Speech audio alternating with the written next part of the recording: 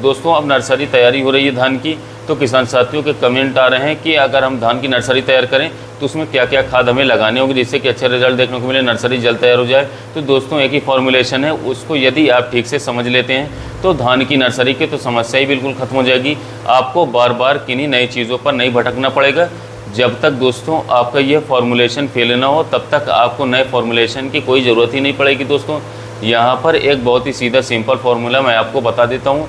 धान आपका जितना भी है दोस्तों 10 किलो, 5 किलो या फिर 20 किलो, ठीक है, उसके लिए एरिया अगर आपको लेना है तो 5 किलोग्राम धान के लिए 3/5 का एरिया जो है फिक्स कर लें आप। 3 मीटर चौड़ाई, इसके साथ साथ 5 मीटर लंबाई, ठीक है दोस्तों। 5 किलो धान के लिए एक फिक्स एरिया है ये। दूसरा पॉइंट, आपके धान की जो नर्सरी है यानी कि धान का जो बीज है दोस्तों, उस बीज को आप लगभग 24 घंटे के लिए पानी में फुला दो, यानी कि जो बीज लेकर के आए उसे 12 घंटे पानी में फुला दो। फिर उसके बाद 12 घंटे उसे मतलब यानी कि किसी बोरी में, किसी जूट के बोरी में भर करके डाल दो और फिर उसे गीला रहने दो, ठीक है दोस्तों। तीसरा एक पॉइंट ये आता है कि उसमें जो है आपको जो दवा मिली है ट्रीटमेंट करने के लिए, सीड ट्रीटमेंट के लिए, उस बीज की दवा को जो है पानी में ही भिगो दो और पानी में मिक्स करने के बाद उसी पानी में जो है अपने धान को पड़ा रहने दो। ये ट्रीट हो जाता है फिर, यानी कि ट्रीट होने के बाद में आपका जब अंकुरण दिखाई देने लगे बूरे में, उस बीज को दोस्तों आपको ले जा करके अपनी क्यारी में आपको बोना है। दूसरा पॉइंट ये कि क्यारी में खाद कौन कौन से लगाने हैं जब हम बिजाई करने जा रहे हैं उस समय पर।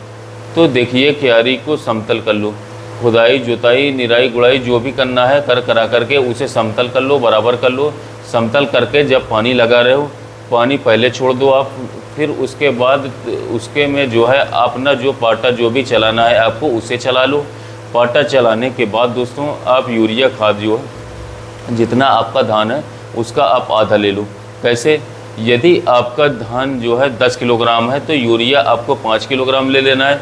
धान अगर 5 किलोग्राम है तो यूरिया 2.5 किलोग्राम आधा ले लेना है।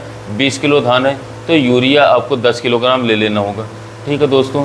अब आप जो है 10 किलो तो ले लेंगे यूरिया यदि आपका 20 किलो धान है, और इसी के साथ साथ इसका आधा यानी कि दोस्तों DAP या डाई अमोनियम फॉस्फेट 10 किलोग्राम ही DAP आप मिक्स कर लो इसमें, ठीक है दोस्तों। यहाँ तक आप समझ गए। यदि आपका धान 20 किलोग्राम है तो ह्यूमिक एसिड आपको 2 किलोग्राम लगे 98% वाला।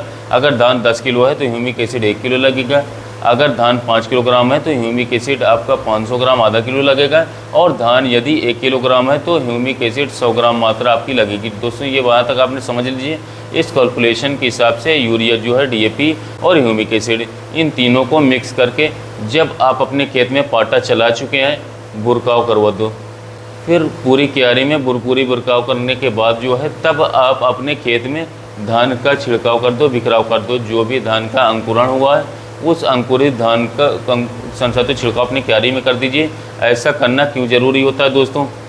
देखिए जो धान अंकुरित हुआ होता है उसकी मात्र एक जड़ निकली हुई होती है छोटी सी, जिसे हम जो है फर्स्ट जड़ मतलब पहली रूट बोलते हैं, फर्स्ट रूट बोलते हैं। और उसे जब क्यारी में जब वो पहुंचती है तो उसे थोड़े से हल्के से माइक्रोन्यूट्रिएंट्स की खाद की ज़रूरत होती है।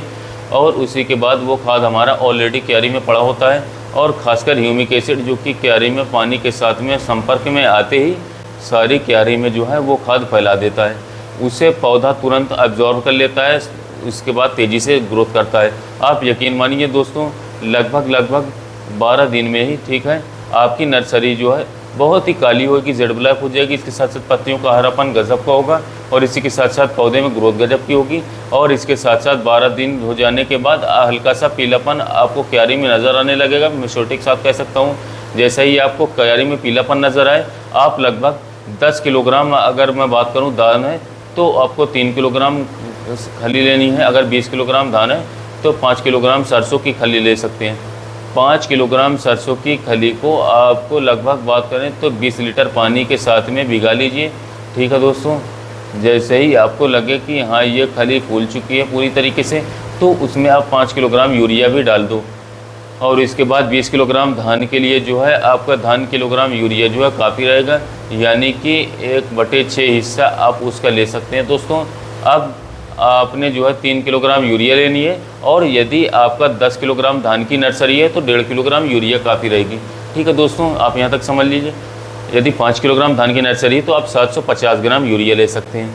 आप जो है 20 किलोग्राम धान की नर्सरी के लिए यहाँ पर दोस्तों 5 किलोग्राम, यहाँ पर जो है 3 किलोग्राम यूरिया आपको भी 5 किलोग्राम सरसों की कली के साथ में भिगा दीजिए। और इसमें यदि आपके पास उपलब्ध हो तो यहाँ पर 500 ग्राम ह्यूमिक एसिड भी बहुत ही ज़्यादा गजब का रिजल्ट काम करेगा। आप उसी ह्यूमिक एसिड को जो है इसी के साथ में भिगा लीजिए। अब दोस्तों ये जो समय आता है साथियों, इस समय पर धान की नर्सरी में हल्का पीलापन आ रहा होता है हर किसान भाई के यहाँ। आप क्यारी के अंदर पानी लगा दीजिए। पानी भरने के बाद में उसमें से दोस्तों थोड़ा थोड़ा खल जो है और इसके साथ साथ उसका जो घोल है उस घोल को थोड़ा थोड़ा अपने क्यारी में छिड़क दीजिए।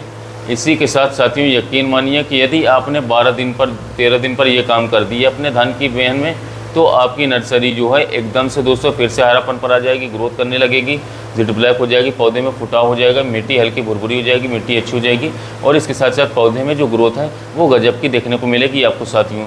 यदि आपने 12 से 13 दिन पर ये प्रोसेस कंप्लीट कर दिया है तो फिर आपको आगे कुछ भी लगाने की ज़रूरत बिल्कुल भी नहीं पड़ेगी दोस्तों। आपकी नर्सरी जो है 20 से 22 दिन में ही रोपाई के लिए तैयार हो जाएगी बिल्कुल ही। अब मैं बात कर लेता हूं दोस्तों उन किसान साथियों की जिनकी नर्सरी जो है कमज़ोर रह जाती है, काफ़ी कमज़ोर है किसी भी कारणवश, चाहे जो हो। अगर आप मानो कि आपकी नर्सरी किसी भी कारण से कमज़ोर रह जाती है तो आप इस अवस्था पर आपके पास समय होता है कि आप 15 से 18 दिन पर, ठीक है दोस्तों, 15 से 18 दिन पर एक मिक्सचर ले लें। मिक्सचर किस चीज़ का लेना है आपको? इसमें मिक्सचर होता है फर्टेरा के दोस्तों। फर्टेरा आप यहाँ पर जो है थोड़ी सी मात्रा में ले सकते हैं। उसमें जिंक सल्फेट मिक्स कर लें दोस्तों, हल्का सा फेरस सल्फेट मिक्स कर लें और इसी के साथ इसके साथ में आप यहाँ पर दोस्तों यूरिया खाद मात्र 1.5 से 2 किलोग्राम प्रति 10 किलोग्राम धान से लेकर के 15 किलोग्राम धान तक डाल सकते हैं। 20 किलोग्राम धान के लिए दोस्तों आप यूरिया की मात्रा बढ़ा करके जो है 3 किलोग्राम तक कर सकते हैं। साथियों आप 3 किलोग्राम धान के साथ में 3 किलोग्राम यूरिया के साथ में आप इस मिक्सचर को मिक्स करके 18 दिन पर बुरकाव कर दीजिए और पानी लगा दीजिए। तो यकीन मानिए दोस्तों आपकी ग्रोथ बहुत ही गजब की होगी। जो पौधे जो है ये जो नर्सरी एक बार को दोस्तों दब चुकी थी पूरी तरीके से, वो उभर करके आएगी और लगभग दोस्तों 25 दिन की अवस्था में वो रोपाई के लिए तैयार हो जाएगी बहुत ही कम समय में।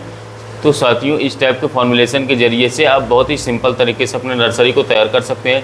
आपको कहीं भटकने की ज़रूरत नहीं है, आपको नई चीज़ें करने की ज़रूरत नहीं है। और इसके साथ साथ खासकर खरपतवार की दवा आप जो है नर्सरी में कभी ऊपर से तो खरपतवार की दवा स्प्रे ना करें, उससे नर्सरी एकदम ख़राब हो जाती है, बैठ जाती है। साथियों इसके लिए जब धान की नर्सरी कर रहे हो तो धान की नर्सरी के किसान साथियों जब आप खेत में पानी भर देते हैं तो खेत में पानी भरने के बाद जब मिट्टी बैठ जाए तो धान की नर्सरी करने के 1 घंटे पहले पायराजो सल्फोरॉन आता है, उसको किसान साथियों 1 पाउच आप ले लें और बालू मिला करके 2 बीसों नर्सरी में 1 पाउच आप अपने की नर्सरी में अच्छी तरीके से बिखराव कर दें। फिर उसके बाद धान की बेहन छिटवा दें। तो इससे क्या होगा कि आपकी धान की फसल में उगने वाले खरपतवार बिल्कुल भी नहीं आएंगे, जिससे कि नर्सरी में एक भी खरपतवार नहीं रहेगी, नर्सरी स्वस्थ रहेगी, लास्ट तक हरी भरी रहेगी और किसान साथियों अच्छी तरीके से तैयार भी हो जाएगी। तो वीडियो अच्छा लगा हो तो चैनल को सब्सक्राइब कर लीजिएगा, वीडियो को लाइक कर लीजिएगा। मिलते हैं नए वीडियो में नए टॉपिक के साथ।